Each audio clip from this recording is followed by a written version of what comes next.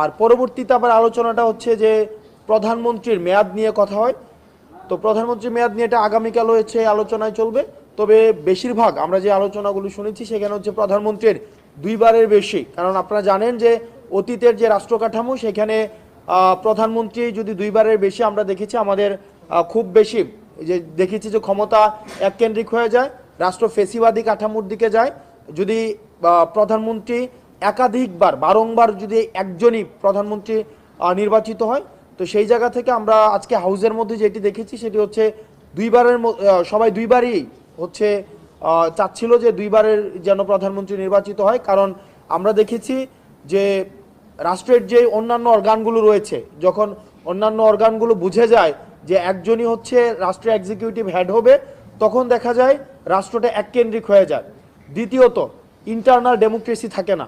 আমরা দেখেছি যদি একজনই বারবার প্রধানমন্ত্রী হতে থাকে তখন ইন্টারপার্টি যে ডেমোক্রেসি, এই ইন্টারপার্টি ডেমোক্রেসি কখনোই থাকে না।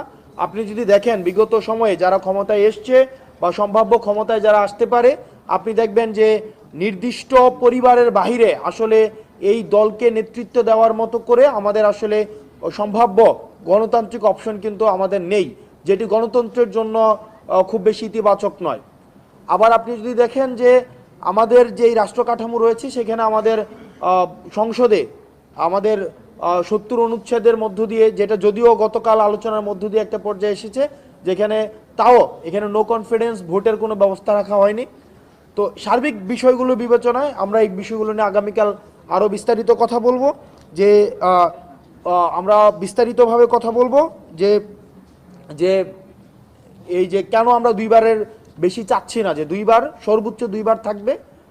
আমি পুনরাবৃত্তি করছি যে আজকে দুইটা বিষয়ে গতকালের মূলত হচ্ছে গতকালের বিষয় হচ্ছে পুনরাবৃত্তি হয়েছে, সেটা হচ্ছে যে উচ্চকক্ষে নিম্নকক্ষের যে ভোটের অনুপাতে হচ্ছে